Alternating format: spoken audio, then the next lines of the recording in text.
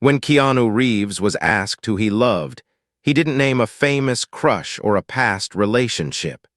Instead, he spoke about the quiet people who stood by him in his darkest moments, and about learning to love the present more than the past. In a single answer, he turned a casual question into a reminder that real love is about gratitude, presence, and the souls who never left. The question that hit a nerve. The hotel ballroom was already hot with camera lights when he walked in, dressed in black, shoulders slightly rounded like a man who knew how heavy attention could feel. Reporters leaned over their laptops, fans clutched posters and phones, and the air buzzed with the soft, electric sound of people waiting to be entertained. He took his seat in the middle of the long table, smiled a little, and gave that small, polite nod he used when he wasn't sure how loud to be in a world that never stopped shouting. They were there to talk about his new action film, the one with roaring motorcycles, broken glass, and rooftop fights against a burning city sky. The moderator fired off the usual questions about stunts and training. He answered kindly, giving credit to the stunt team, the extras, the crew who spent nights on cold streets just to make a 2-second shot feel real. He joked once, the room laughed, and for a moment it felt light, like they were all sharing a break from their own lives. But a few people in the crowd were not just there for the movie.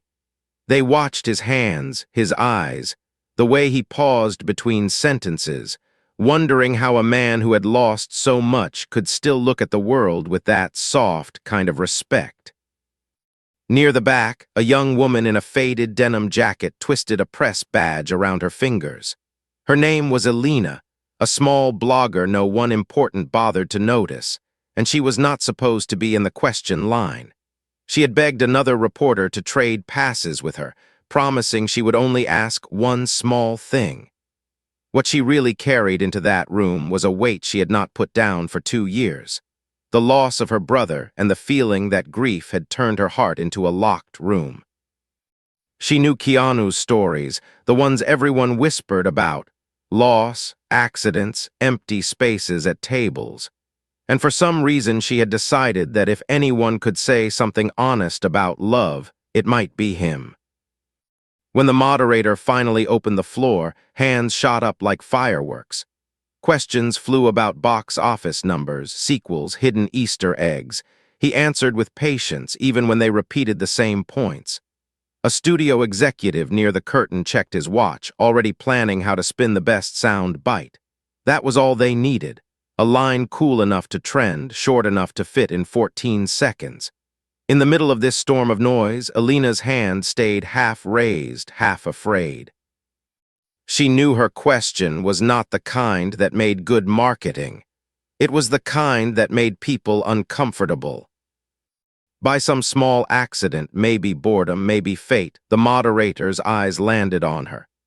"Yes, you in the denim jacket," he said, already bracing for another routine query. She stood, knees shaking, voice unsteady at first.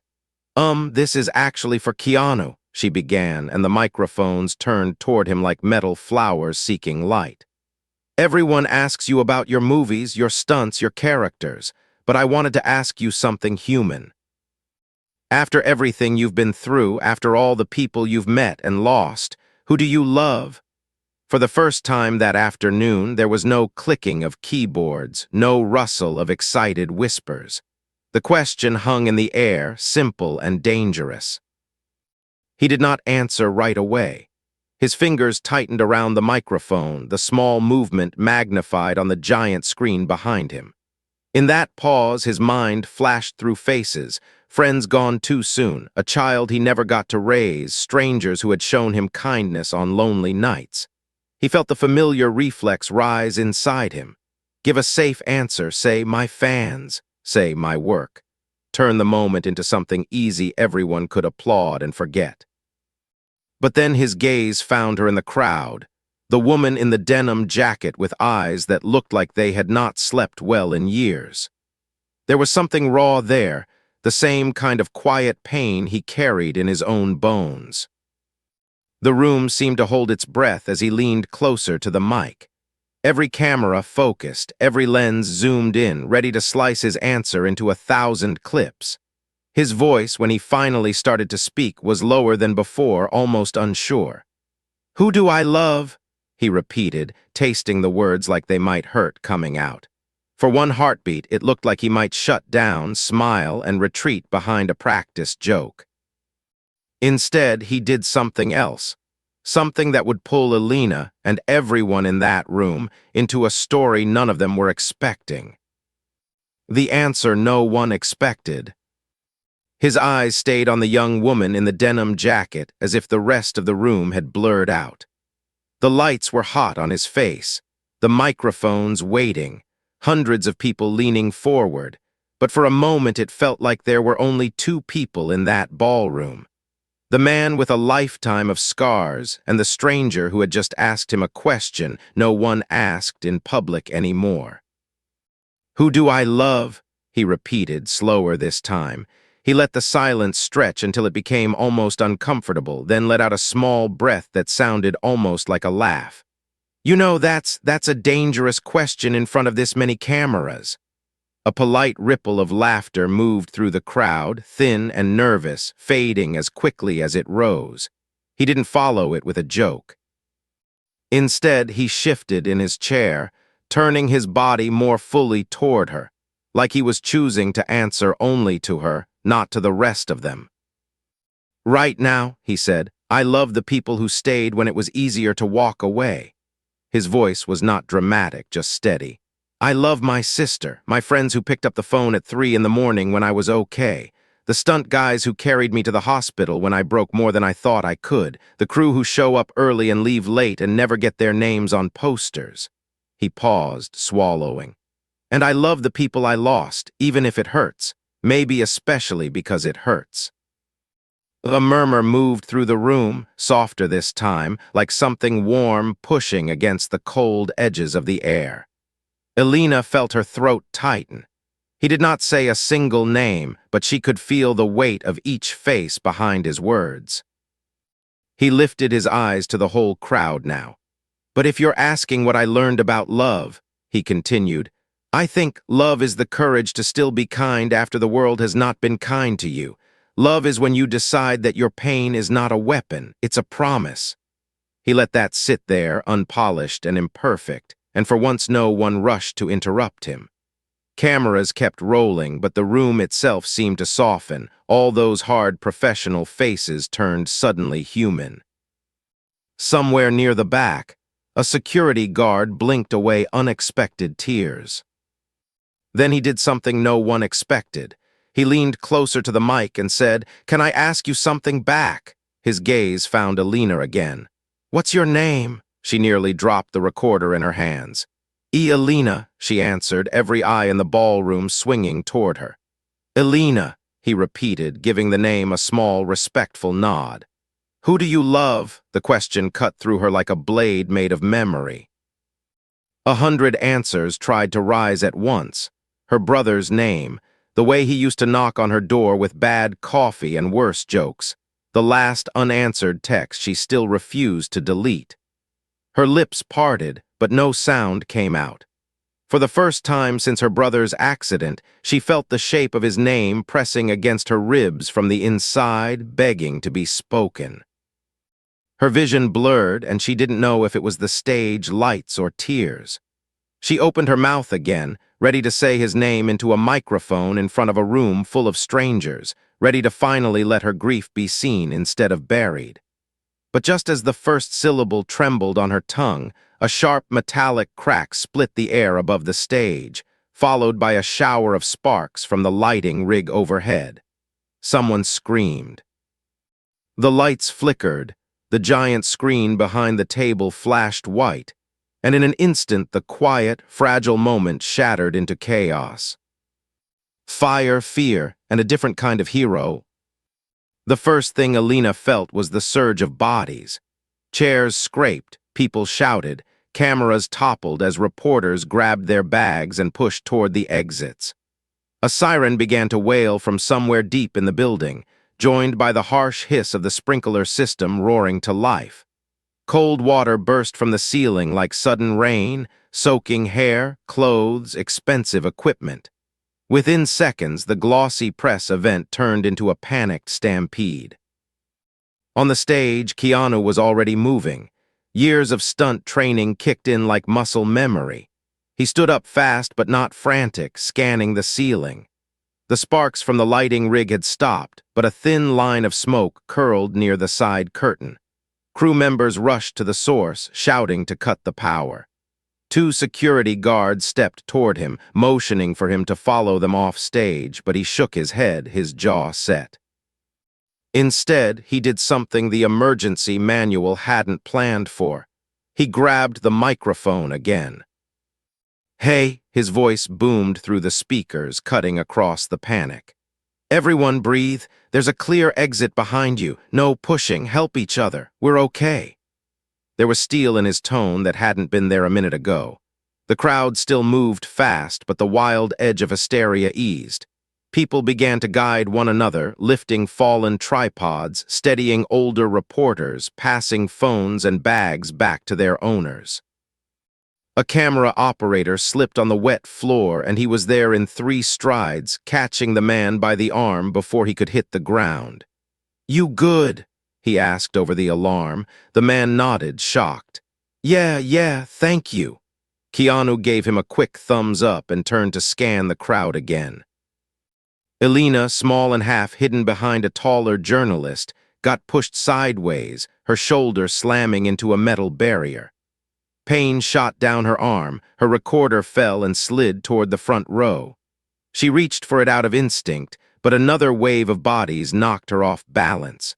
For a split second, she felt the blind terror she had felt in the hospital hallway 2 years before, the sense that everything could be lost again in seconds. Her knees threatened to give out, but a hand closed around her wrist, firm and steady. "I've got you," a voice said close to her ear.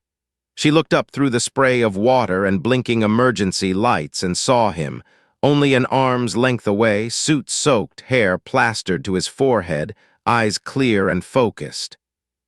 He pulled her gently but decisively toward a side aisle where the crowd was thinner.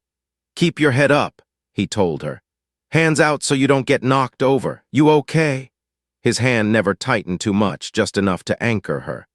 I think so," she stammered, stunned that the man she just questioned on stage was now guiding her through a hazard like they were in one of his action scenes, only this time there were no retakes.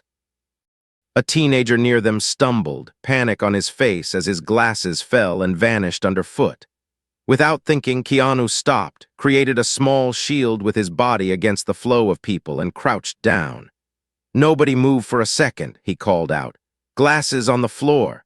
A few people froze, looking embarrassed. He patted the wet tiles with his free hand, found the glasses, and pressed them back into the boy's shaking hands. "There you go, man. You're all right." The kid laughed once, high and shaky. "Thank you. Oh my God, thank you." They reached a door marked "Service Exit," and a security guard shoved it open, releasing a rush of cooler air from the back hallway. People poured through. Keanu stepped aside to let families and older guests go first, still keeping Elena in his peripheral vision. When there was a brief lull, he guided her out with him into a long concrete corridor that smelled faintly of detergent and dust. The alarm blared even louder here, echoing off the walls. Somewhere far behind them, a walkie-talkie crackled with fast instructions. "We're taking you outside," the guard shouted. "Everyone follow the green signs." They turned a corner and found the way blocked by a metal cart that had rolled sideways during the commotion, its wheels locked against a door marked "Exit to Street." A handful of people were already there, trying and failing to shove it aside. "It's stuck," someone yelled. The sirens felt closer now, the lights still pulsing red. For a split second, that old instinct returned, the part of him that knew when a director would yell "cut" and everything would stop. But there was no director here. Just people, just fear, and the simple fact that the heavy cart had to move. He squeezed Elena's shoulder once. "Stay behind me," he said. stepping forward into the spray of the sprinklers and the press of bodies, planting his feet against the slick floor as he wrapped both hands around the cold metal handle and prepared to push with everything he had. What survives the fire? The cart did not move easily. It screeched across the wet concrete a few inches, then stuck again, wheels catching on a broken tile. "On three," he called out, glancing at the strangers gathered around him. "1, 2, 3. This time, 3 other people joined him. An exhausted stagehand, a reporter with a soaked notebook, and the teenager whose glasses he had just rescued. Muscles strained, shoes slid, someone cursed under their breath, and then with a shudder and a metallic groan, the cart finally lurched aside, clearing the door. A cheer rose up, half relief, half disbelief. The guard shoved the bar, the door flew open, and a slice of gray afternoon flooded the corridor like salvation. Cool, smoky air hit their faces as they stepped out into the alley behind the hotel. Rain mixed with sprinkler water, sirens wailed in the distance, and a thin trail of smoke curled from an upper window where the lighting rig had sparked. Fire trucks were already pulling up, red lights painting the walls in wild color. People spilled out, coughing, dripping, clutching phones and bags at each other. Some laughed from adrenaline, others simply sat down on the curb, shaking in silence. Keanu followed last, making sure no one was left behind in the hallway. When he finally stepped into the open, a few fans who had been waiting outside recognized him and lifted their phones, but something about the scene, the alarms, the soaked clothes, the rawness, made most of them lower their cameras again. This wasn't a premiere. It was just people getting out alive. Elena ended up on the curb, back against a cold brick wall, breathing hard. Her denim jacket clung to her like a second skin. For a long moment she stared at her trembling hands, watching drops of water slide from her fingers to the pavement. The question she hadn't been able to answer echoed inside her. "Who do you love?" She thought of her brother again, the way he used to joke that she was the family reporter, the one who noticed everything and everyone. Somewhere between the sirens and the smoke, she realized she had been running from that version of herself ever since he died. She had become a shadow with a press badge.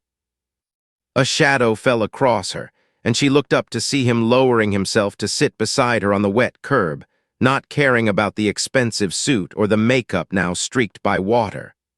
Up close, he looked older than on posters, lines at the corners of his eyes, droplets caught in his beard, a small rip near the sleeve where he must have caught it on the metal cart. "You sure you're okay?" he asked, voice gentler now that the noise was outside. She nodded, then shook her head, then laughed once, half sobbing at her own confusion.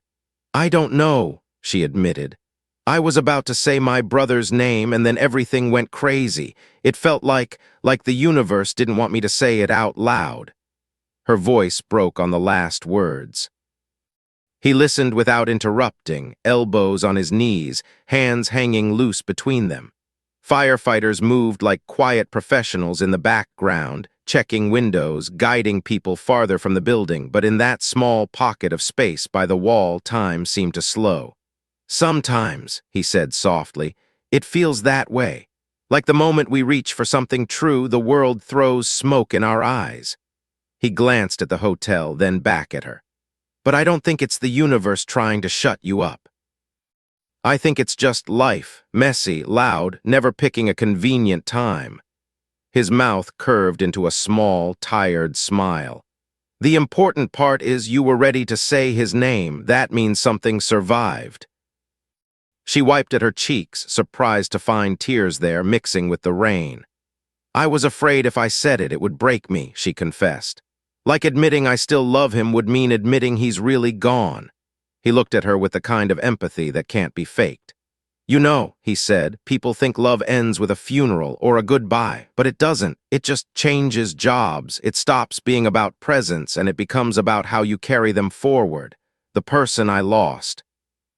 They're in every good choice I try to make, every time I stop to help instead of walking past.